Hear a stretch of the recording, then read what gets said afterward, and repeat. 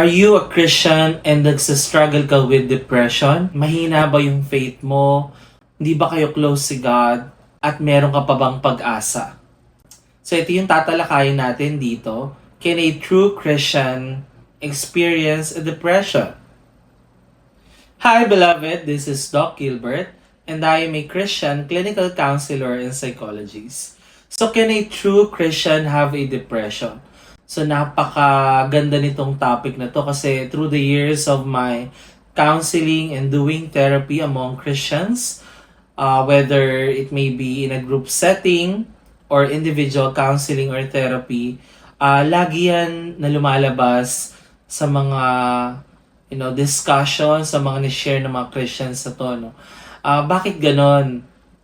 Mahina ba yung faith ko? Why am I struggling with depression? Why am I experiencing this if I know I have a strong faith or I'm doing a lot of spiritual disciplines and I am thriving sa ministry and I'm reading my Bible, praying every day.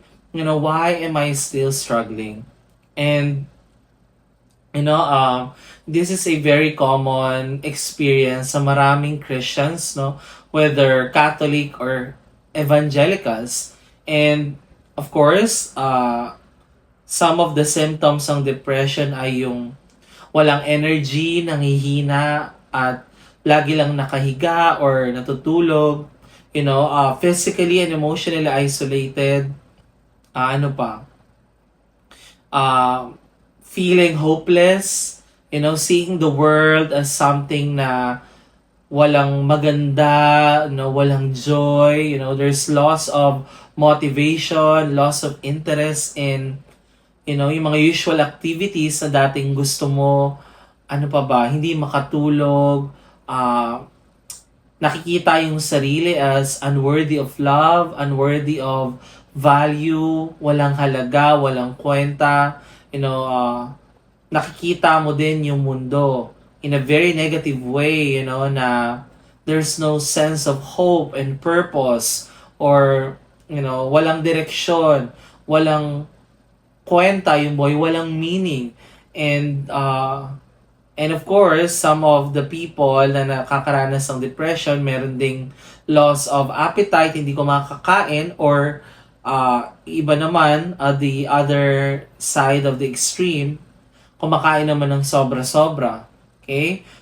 For some, they've experienced some bodily painful symptoms sa katawan nila. And for some, this deep, deep sadness na nagli-lead yung ibang tao na mag-burst out or mag-breakdown, umiyak out of nowhere. So these are just some of the signs and symptoms ng depression. Okay? And I tell you, maraming Christians ang nagsastruggle with depression. And is it because hindi talaga siya totoong Christian? Is it because kulang yung faith ng mga taong ito? Is it because they have not done the spiritual disciplines, read the Bible, meditate it day and night? Is it all because of that? Okay? And many times, rather na maintindihan yung pinanggagalingan ng depression, it becomes a spiritual defense. Itong mga spiritual disciplines, jargons, activities, and even yung mga thoughts and, messages na binibigay ng ibang tao, ng mga Christians din, in order to pacify yung depression, most of the times it became a band-aid. Okay? So all these spiritual disciplines, spiritual truths na pwede sanang maging remedy and maging part ng intervention in dealing and healing depression, nagiging band-aid siya or nagiging gasolina siya sa nagbabagang apoy din. Nagiging way to, keep these people away from understanding, seeing the reality, and for them to become aware what's causing this depression. Okay? And when we look at the Bible, marami actually mga Bible heroes ang nakaranas ng depression. Although, during those times, the Old Testament, the New Testament, wala pa namang nagtuturo ng psychology. Eh. Lately na lang yan, no? Sa time nung nag-start with Freud, which is, there is an era din sa Christianity na tinignan yung discovery ni Freud as demonic. But that's also God's truth. Kasi like, with what Freud discovered, the unconscious mind, it's very, very important in order for us to understand yung buong pagkatao natin and even the process of healing and transformation. You know, and anyway, kukunik ko yun kasi uh, without understanding as well yung unconscious mind natin, which is andito lahat ng mga bagay na hindi pa natin alam sa sarili natin. Lahat ng bagay that we are not aware of. You know, yung mga karanasan natin growing up as a child, the past trauma and grief na hindi pa natin napaprocess, all these thoughts and emotions and patterns, both in the past and in the present, at yung buong pagkatao natin, yung mga hindi pa natin alam, lahat yon nasa unconscious mind. And whether whatever modality yung ginagamit ng therapist, no, ay it's very foundational to see na itong depression na to, it's coming from an unprocessed experience. Of course, there is a biological and chemistry, truths about it sa brain.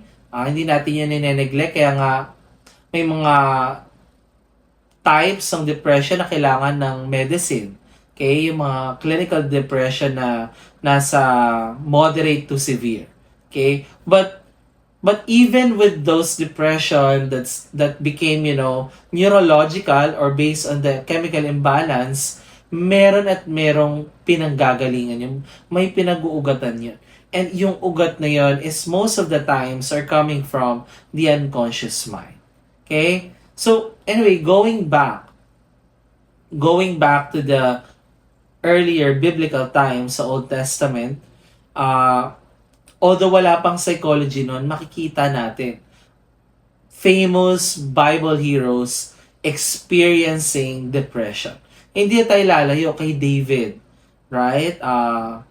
The man after God's own heart. And marami sa mga nasulat niya ay nasa Psalms at very known si David as someone who defeated Goliath, conquered kingdoms, very intimate with God and the chosen king, and I can say the most famous king ever, di ba? Aside from, Jesus, the ultimate king himself. But we remember that he experienced itong mga pagkatalo sa wars and battles and yung pag-pursue ni Saul sa kanya, no? Yung gusto siyang patayin, talagang hinahunt down siya, and he's running for his life. And when we look at the Psalm, you can actually search for that para mas specific. But I remember there's a lot of, verses in the Psalm na written by David, crying out to God, feeling hopeless, feeling helpless, feeling sad, feeling grief, feeling sorrow. Imaginein mo naman kasi, grabe yung pinagdadaanan niya. No? Even like the brokenness that he experienced in his own family, yung consequence ng naging infidelity niya, yung pagpatay niya dun sa asawa ni Bathsheba and all this sin, the adultery and so forth. So, David was crying out. He felt hopeless, helpless, wala nang gana, walang motivation, walang lakas, and even like wanting to die. There were some verses David saying those words, and kapag na-search ko later, kapag may time, pwede kong i-put down sa comment section. So he experienced actually depression. Okay? At later, bakit nga ba nagkakaroon yung ng depression ng isang tao, no? Or Christian or any person. And hindi lang si David, we can also look at the life of Job. Okay? Job is very famous, especially he experienced a lot of trauma and suffering too, di ba? Like, challenge ni Satan si God about the faithfulness ni Job kay God. And then, tinanggal ni Satan yung ari-arian, pamilya, nagkasakit siya, and all these sorts of sakuna. Okay? And of course, famous din si Job with these 3 friends na nagbigay ng mga maling advices sa kanya, no, in order to shortcut etong pinagdadaanan. And actually, pwede nating balikan tong 3 friends, these are very true in the Christian community nowadays. Itong 3 friends na to na nagre-represent ng some Christians, many of the Christians who are invalidating, shaming, and even like attacking someone else's mental health issues as a form of a weak faith or not trusting God enough. So, when we look at Job, there's really accounts as talagang sinabi niya na he wanted to die and nagalit siya kay God. He felt hopeless, helpless. Ikaw ba naman, tanggalan lahat ng mga bagay na magaganda sa buhay mo. And all you have is all these losses, this trauma, etong sakit sa katawan niya, no? Imagine, of course, I can only imagine the level and the intensity ng suffering ni Job. And he became very depressed, even wanting to take his life, wanting to die. Okay? Hindi pa na pag-uusapan noon yung suicide, but suicidal ideations are very much also clear sa Bible. And kapag tinignan lang natin to with integration of psychology and theology, magiging aware tayo with that. And hindi lang si Job, even Elijah, diba, nung pinupurso siya nung queen na gusto siyang patayin. I forgot the name of the queen, but he ran for his life. And even after a very powerful miracle, yung pagbagsak ng apoy, in front of many of the false prophets.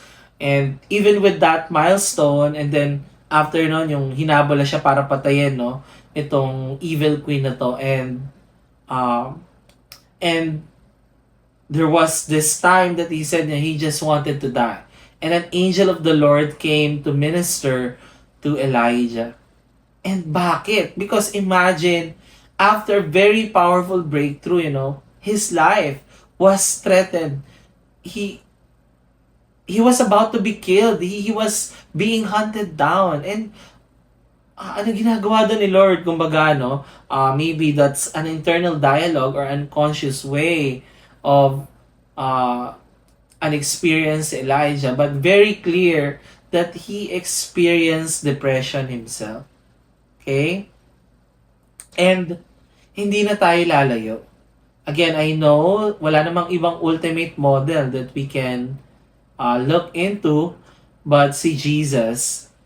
And kapag tinignan natin yung buhay ni Jesus, especially at the very monumental phase, which is yung sa Garden of Gethsemane,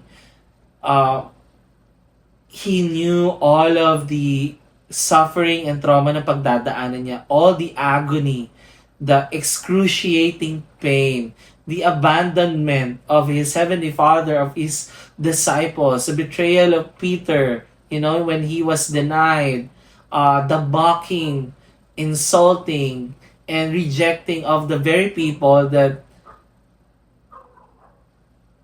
the very people Jesus came here on earth to save. And of course, all this physical trauma, the wounds, the pain, the blood that he was going to shed nung time na yun, he knew all of that. And because of that, he was so depressed na he sweat in blood. It's both depression and anxiety, by the way. You know, even asking God, take this cup of suffering away from me. He felt hopeless and helpless, which are some of the symptoms of depression. You know? And yeah, it's very normal and valid for him to see this situation as something that is helpless and hopeless at the moment. Kasi pagdadaanan niya pa lang lahat ng paghihirap at the cross. So, imagine the pain, the trauma na pagdadaanan ni Jesus, and there is only one natural way for the body and mind and brain to react. And that's to reveal and manifest these depressive symptoms, this so-called depression. Okay? So bakit nga ba may depression? And it is because this depression is just a fruit, a manifestation, whether of a traumatic event, of an unprocessed negative emotions na nagpiled up na sa body, a painful and overwhelming situation, the grief and sorrow na hindi na process, anything that breaks one's heart, anything that shattered the safety, the security, the feeling, secure in one's identity, in one's relationship, in one's world. And all these reasons and contexts contributed to the development of depression. And when we talk about depression, merong dalawa na category that I want to categorize into. There is situational depression, meaning hindi pa siya clinical. You're experiencing some of the symptoms, but if those are unprocessed, it becomes clinical depression. And yun na yan nagsasanga ng iba't ibang forms ng depression, whether it's major depressive disorder, persistent depression, bipolar, well, it's not depression, but may depression, with the borderline personality, with the DID, yan, may mga, forms of depression within. Okay? And suicidal disorder and many more. So, this depression is just a fruit of something that happened that needs to be processed. Okay? And I know we've discussed about the brain, right? The amygdala. Okay? And depression, it's, actually part of the freeze mode. Okay, di ba? I've discussed in the last episode about anxiety na yung amygdala natin kapag may threat goes into fight and flight mode, and then kapag hindi nare-resolve yung threat or yung danger, amygdala would automatically goes into the freeze mode. Okay? So the freeze mode, depression shows that the amygdala is under the freeze mode. It is in survival. This depression are actually signals to you, wanting to communicate to you, wanting to protect you from a specific trigger, danger situation. Okay? So, depression is a natural reaction to any traumatic event, reaction, experiences, situations sa pinagdaanan ng isang tao. Okay? So, I remember this story of a counselee na he was being manipulated by the partner. Okay? Niloloko siya. Nakikipag-meet sa iba while being with her. And eventually, natuklasan niya yun, no? And she experienced and suffered with depression, even clinical depression. And eventually, after many sessions, nawala naman na yung depression na yun, na heal at na deal na yun. But, this depression is saying, a betrayal happened, and her sense of safety and security in a relationship that's supposed to bring her those things to meet those valid needs are shattered or gone. And depression is a natural reaction to that. Okay? And it's not a question whether, you know, saved ba siya, the Holy Spirit is with her, uh, wala ba siyang faith, di ba siya nagbabasa ng Bible, di ba siya nag-church? No. Uh, Actually, that is also one of God's gift to our body and brain and mind, na this body, brain, and mind are giving signal that something bad happened, and she needs to take care of herself. She needs to, look into that and process and sit in with that, because without depression, she would not know na mali at matindi at masakit yung pinagdaanan niya. So, that's a that's a natural reaction and response from her body. At sinasabi ko nga din as part of intervention na actually mas weird kapag hindi ka nagka-depression knowing how overwhelming this event was, and is. Okay? So I also have a counseling naman na, he is suffering with depression. But when we look at his life, grabe, he was physically abused, bugbog, sampal, sinturon, hanger, through the years about pagkakamali sa kanya, The anger of this toxic, narcissistic parent are being released full-blown sa kanya.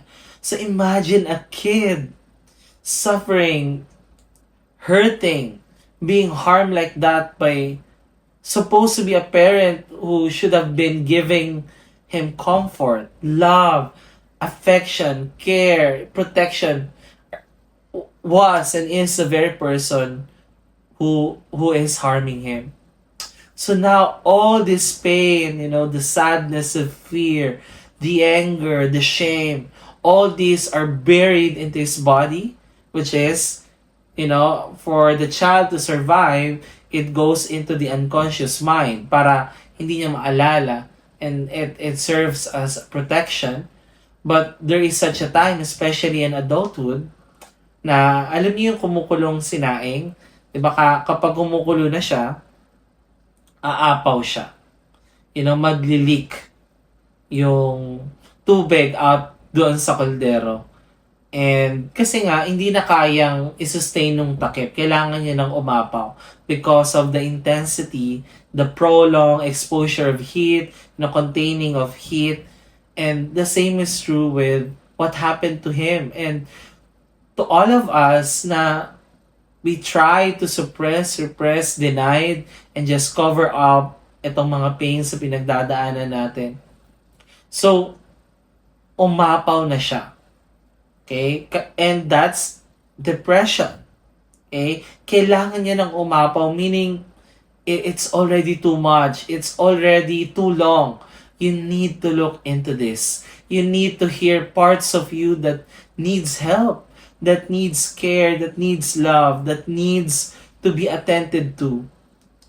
Maybe most of the times, this depression are also our inner childs wanting to be heard, wanting to be met, wanting to be listened to.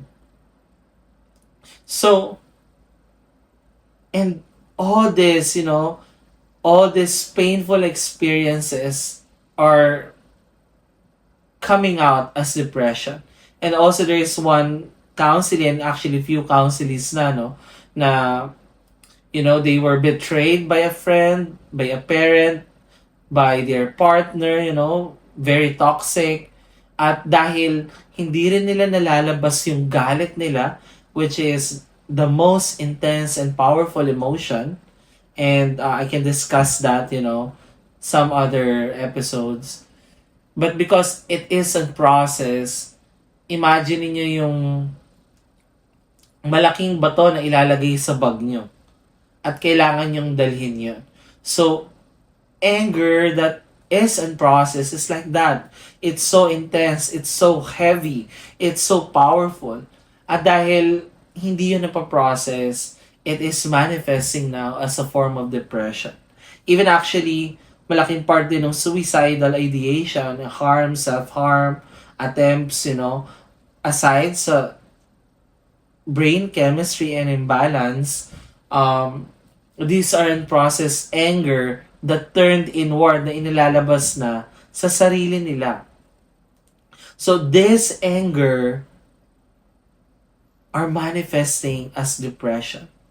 Okay? Hindi lang anger, even the feeling of shame, the experience of shame is actually deep at ito ang isa sa pinakamalalim na negative emotion. Actually, I can say pinakamalalim na negative emotion based on my experience in counseling through the years at pinaka mahirap i-deal. Hugutin, Shame that says you're not good enough, you're a failure, wala kang mararating, wala kang kwentang anak, partner, asawa, Christian. You are defective, you're weak, bobo ka, you are this and that, you're all these things, wala kang pag-asa. So all these shame messages that were internalized, were buried in, within a person, at itong mga shame messages ito are most of the times are rooted from abuse and traumatic experiences growing up, or abuse and traumatic experiences in the present na of course rooted then in the childhood experiences. So because it was internalized, these were internalized, it became ingrained, it became part of the thought pattern, and sadly it became part of your core belief.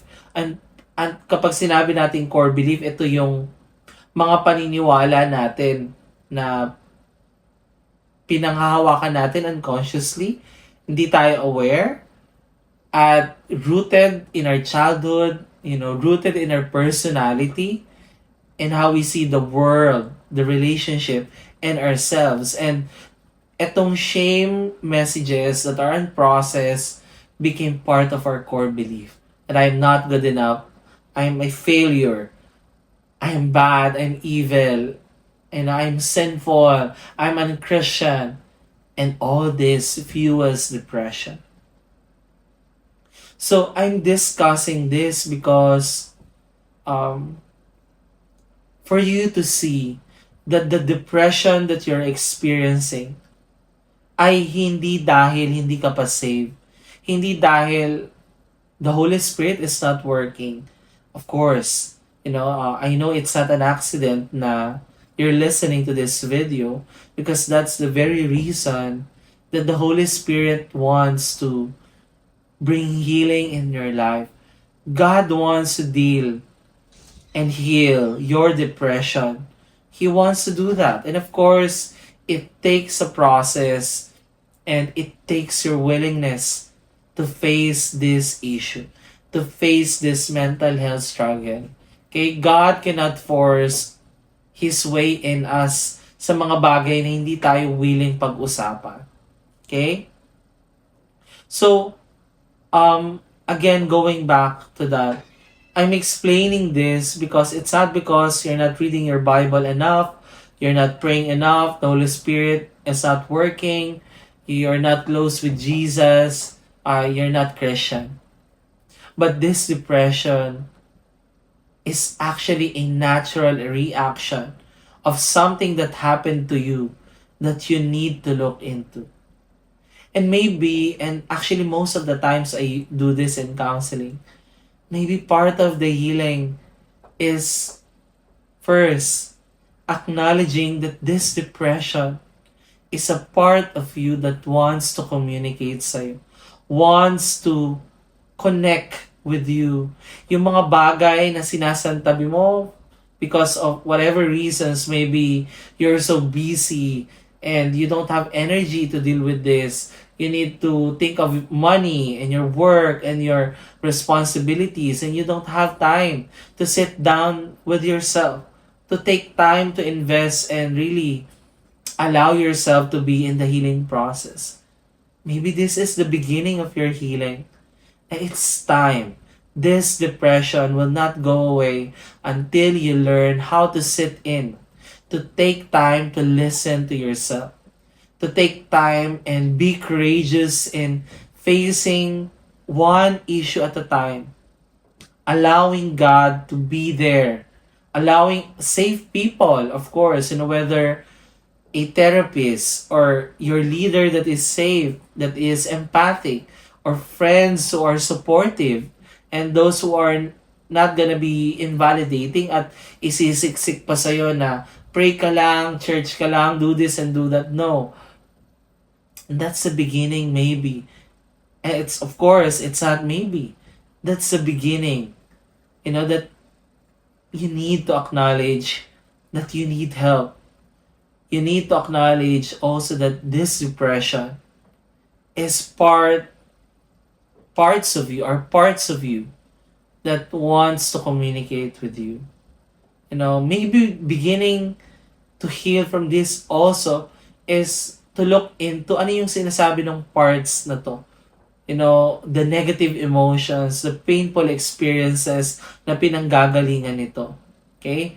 Maybe the beginning of healing is, starting to move, just do one small task at a time. As long that you're able to do a small task, that's already progress. That's already healing. And then you reward yourself for the things na nagawa mo na. For example, nakapaghugas ka ng pinggan, or nakalabas ka, nakapag-walk ka, or nakapag-open up ka na finally to a trusted person. So all the things that you can do for yourself, maybe you can count that and note that, write it down, and reward yourself. Acknowledge that you did that. You've done that. Okay? And maybe all these spiritual disciplines or truths, maybe you can reframe it as a way of, looking into Bible verses that actually nagpapakita na may mga na-depress sa Bible heroes. And una, anong igagawin nun sa'yo? Of course, makikita mo na it's a normal reaction. Okay? Second, you're gonna see that it's not because you're unchristian. Okay? And makikita mo na with these Bible heroes, and even with our Lord Jesus Christ, na hindi ka mag-isa. And that you're gonna have empathy to what you're going through. And even look into the Bible verses like, God is close to the brokenhearted. He will heal his heart. His grace is sufficient. He came for the sick. All these Bible verses that actually validate na itong suffering mo in a form of depression are actually ways for you to be closer to God. Of course, dahil nga the amygdala is activated, and I know I discussed that the prefrontal cortex ay deactivated. Yung amygdala activated, prefrontal cortex activated, so hindi tayo masyadong logical and wala masyadong reasoning, hindi kasi masyadong nagpa-function yung prefrontal cortex. Then, it's normal na masabi mo, ba't ganon hindi ko maramdaman si Lord? Okay? So, it's normal. At the same time, you can also just use the truths na even though hindi mo nararamdaman si God, He is there. He is working and waiting for you. And of course, I want to point this out na God will not do shortcut. It's not like that. Of course, there were a few times that He did, remove instantaneously a specific struggle, healed a wound instantaneously, Now, may mga ganong times, but most of the times, no. His grace is sufficient in our weakness so that we can depend on Him. At the same time, it doesn't mean na God will automatically remove that. Kaya nga sabi nga ni Paul, remove this thorn away from me. But God says, my grace is sufficient. Okay? So maybe this verse wanting to say, His grace is sufficient as you decide to face what's going on with you.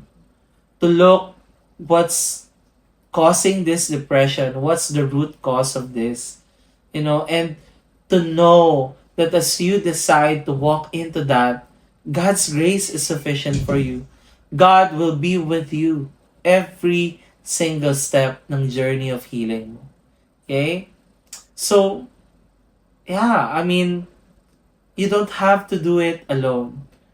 And even acknowledging that you are depressed and you need help, that's one of the most Christian things that you can do. Right? Kasi in your vulnerability, you show that you are humble enough to ask God and all His resources. Yung mga resources niya, part doon ay counseling and therapy. Resources niya, part doon is being open to save people. Part ng resources niya is, doing the things that would take care of yourself. Okay? Those are His resources. And yeah, that's one of the most Christian thing that you can do. To allow yourself to open up and say, I am struggling with depression and I need help. God help me. And then accessing the resources that God is giving to you. Okay? And ano yung primary example that we can look into? Si Jesus, right? He knew when He went through before He went through sa Garden of Gethsemane, alam niya na He's gonna be depressed. He's gonna be anxious, He's gonna go through all these negative emotions and He's gonna be suffering. So, He invited His closest, John, James, and Peter. And what does it tell sa atin? It tells, that Jesus is modeling vulnerability. Asking for someone to be at his most vulnerable times, at his most depressing times. And He allowed John, James, and Peter to be with Him. And He even voiced it out to God. Take this cup of suffering away from me. And that behavior, that decision, show that he is intimate with God. He is Christian in the most foundational sense. And actually, when we look at the foundation of our Christianity, it is actually rooted in vulnerability. Why? Just look at the cross and look at how Jesus allowed Himself to be in the most vulnerable state, being naked, being wounded, with His blood being shed at the cross, at the mercy of these evil people, mocking Him, insulting Him. And, walang pinakaiba pang mas shameful pa of the Son of God being naked at the cross. Okay, we automatically wants to see that He resurrected. We want to see His victory immediately. But most of the Christian communities forgot that He was at the cross. And that is one of the foundations of our Christianity, our faith. His being vulnerable.